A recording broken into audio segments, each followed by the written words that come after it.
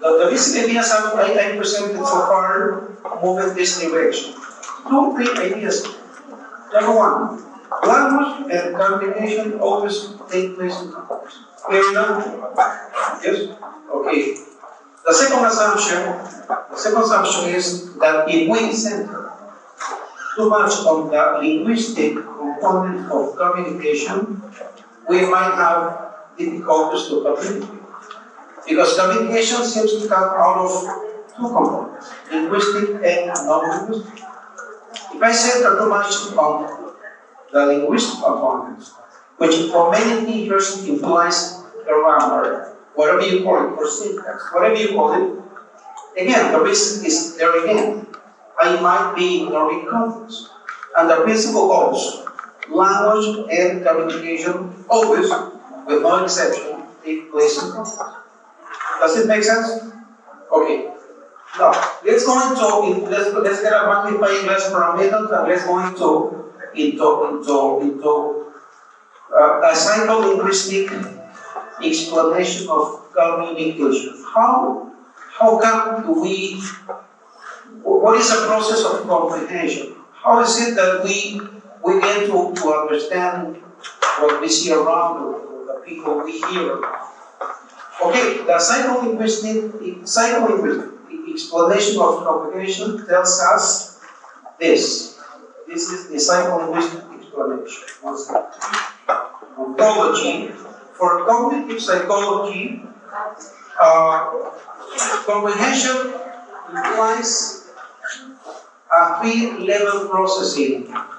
In the first place, in order for comprehension to occur, in order for me to understand what the world says, in the first place, I tend to resort to my background knowledge, to the information I have stored in my memory through all my life.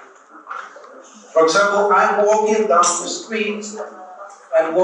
street, and then I see somebody that looks familiar to me. How come does he or she look familiar to me? Because I look at the person, and I get out of what I see, I get the impression that somehow he or she is part of my past experience. What do we call that? Past experience. Background.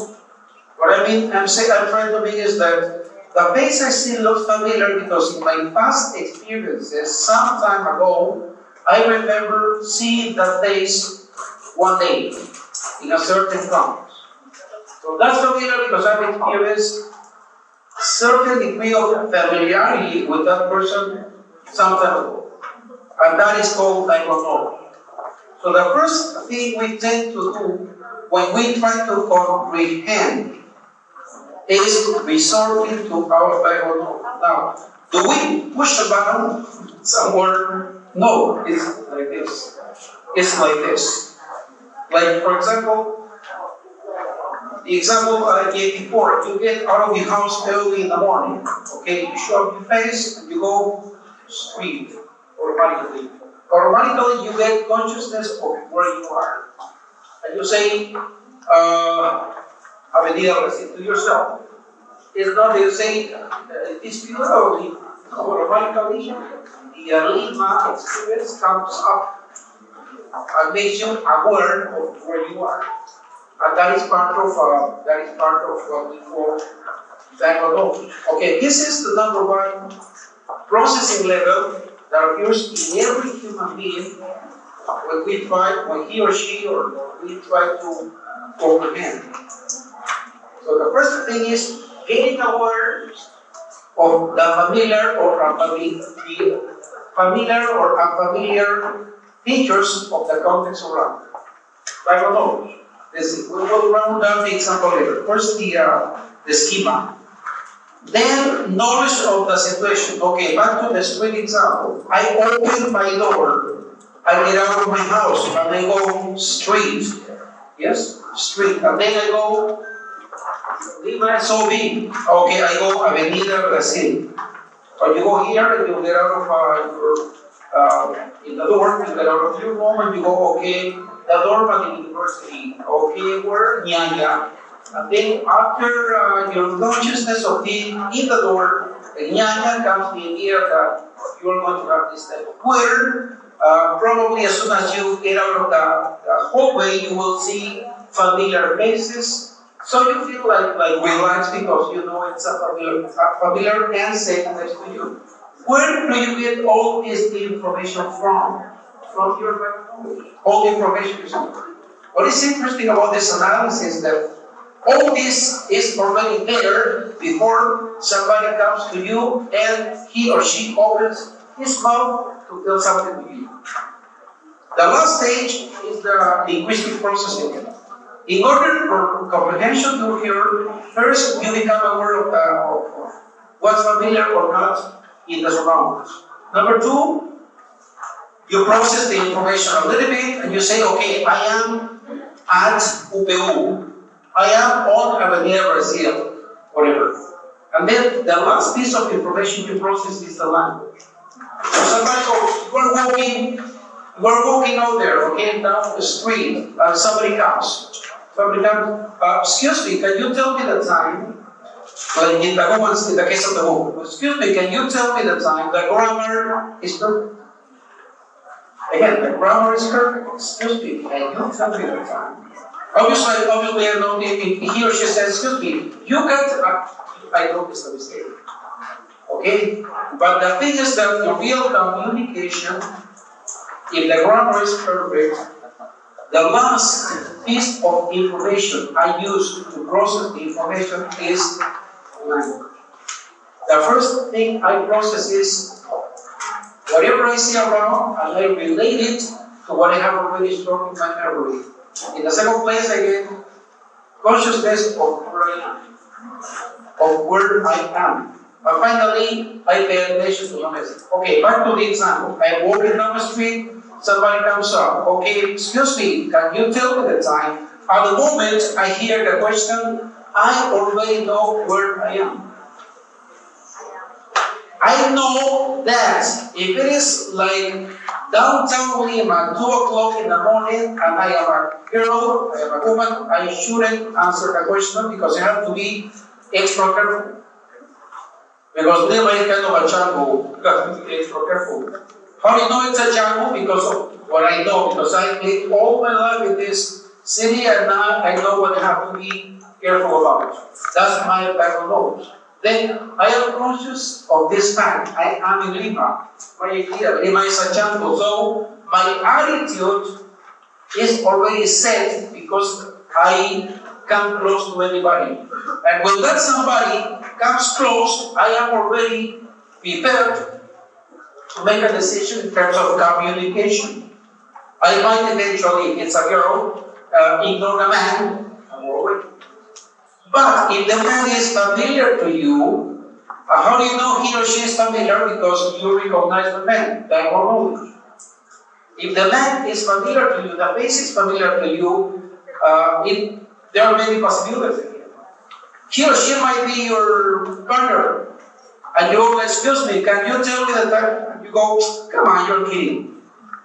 Because you understand that he or she is rushing you and you still want to stay there for a while. That might be an alternative. And you, come on, you're kidding. You understood?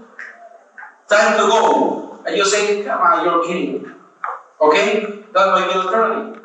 If the face doesn't look familiar to you, you might just ignore the man and walk away. What is the change in your causing that tentative or likely change in your decision to respond one way or another? Grammar? No. The context. It's the context. So back to the original ideas in the presentation. Syntax, morphology, lexical phonology, almost typical components do not seem to suffice to guarantee comprehension in the first place. Therefore, communication might have breaks. There might be breaks in communication. How clear is this? This is not my explanation. This is psycholinguistic explanation.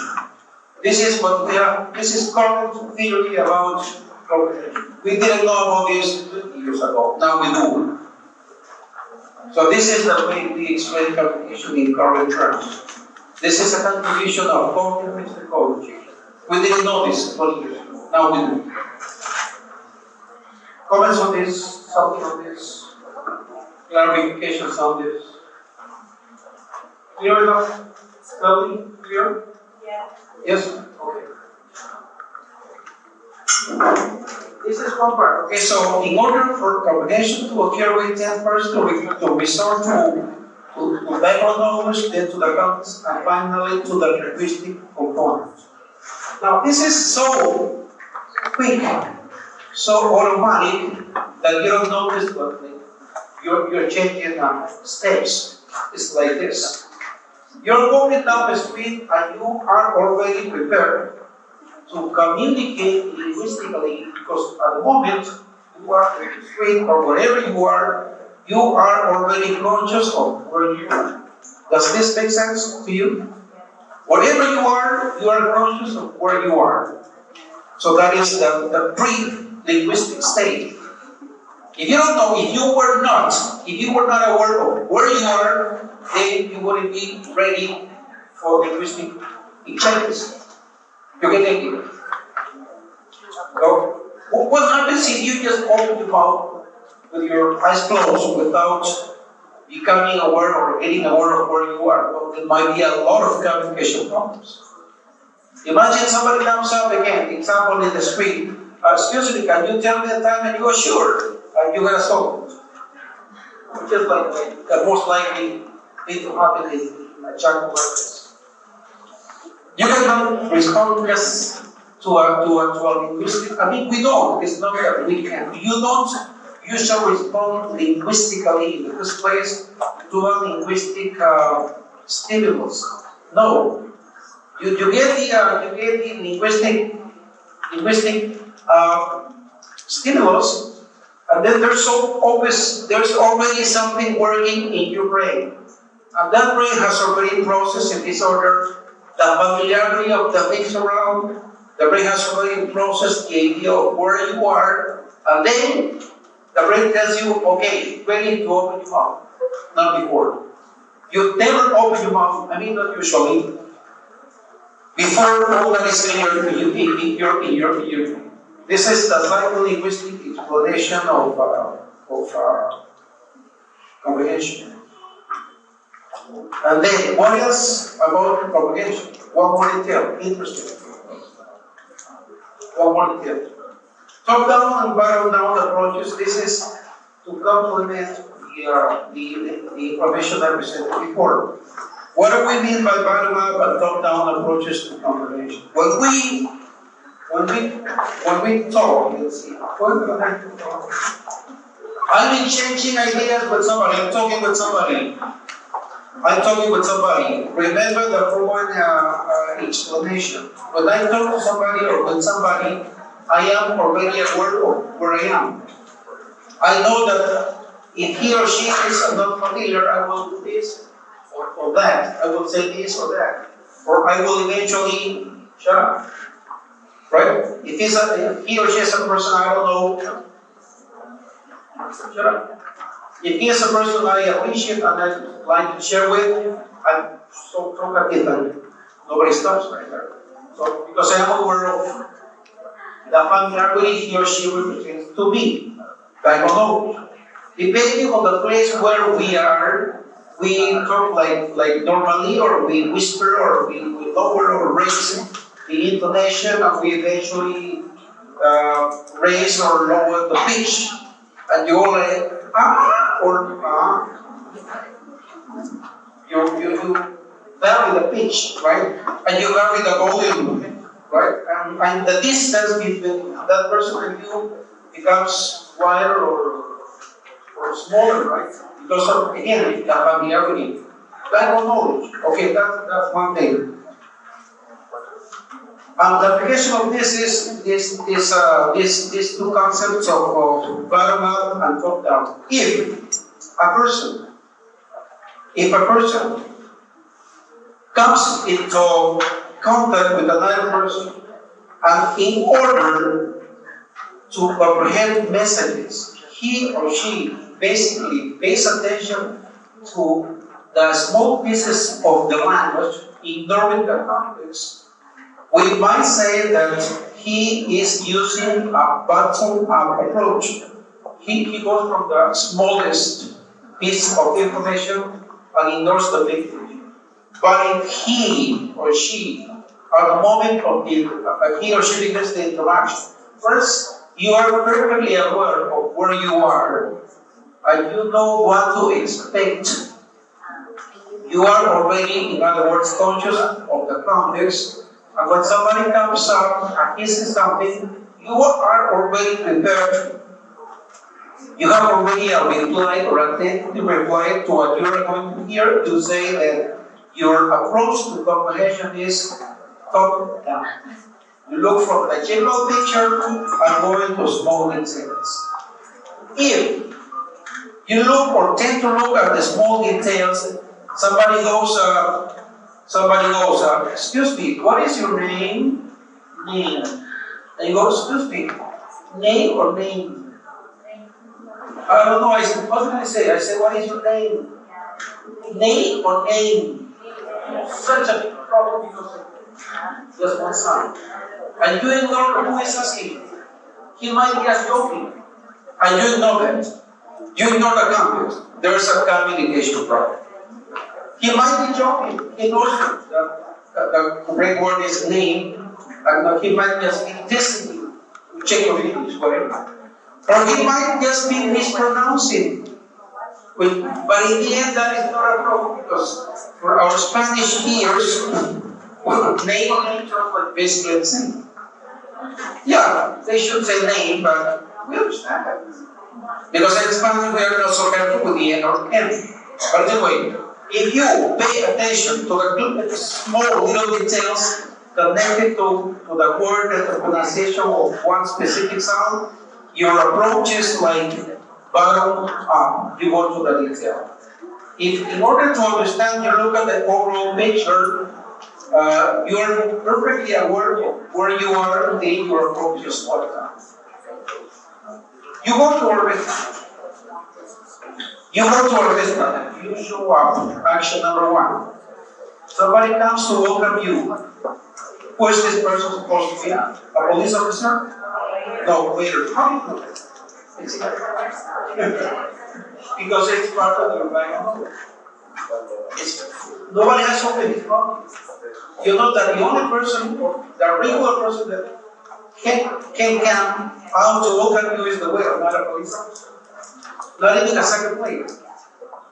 Or a tennis player, or Natalia Mata. Usually, you'll be expecting a waiter. Okay, let's continue the lengthy conversation. Customer here, waiter here. Okay, what is the likely content of the conversation? Could the waiter ask me in a regular conversation about my pet dog? Why not? That's English. That's why not? Because of the context. In a context like this, customer waiter exchange, it is not usual that the waiter asks about my pet dog. How about my wife? He asked me about my wife? Neither. He's not allowed to ask questions about my wife.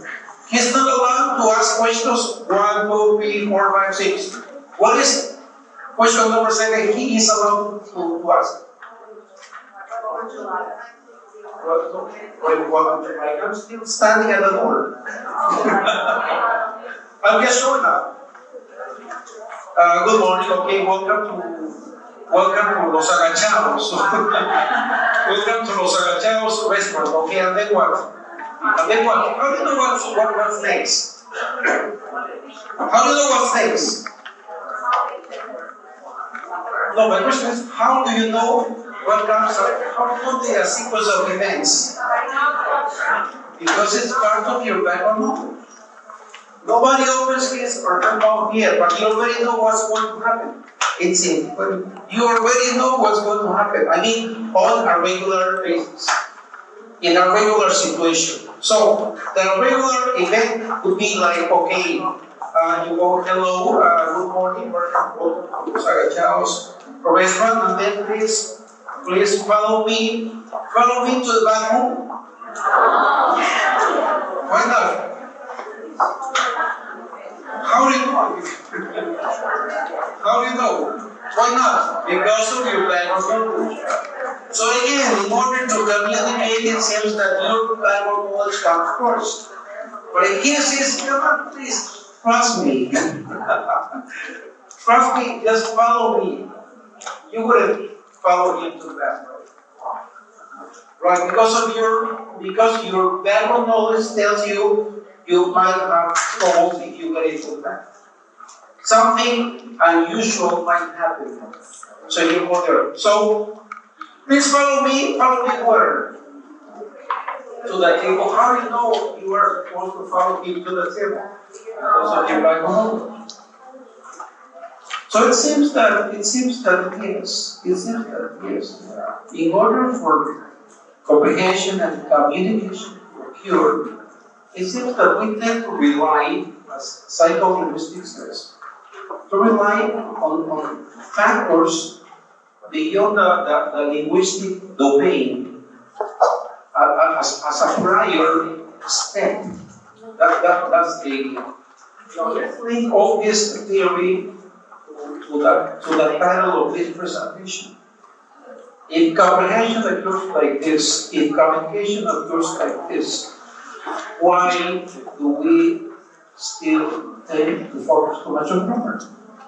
If grammar does not guarantee by itself, neither comprehension or communication. That's basically the idea. The rest of the idea, for now, I'm going to have the workshop. I will see details about how to apply this into, how to make this classroom experience. That's it, the afternoon. That's the theoretical framework.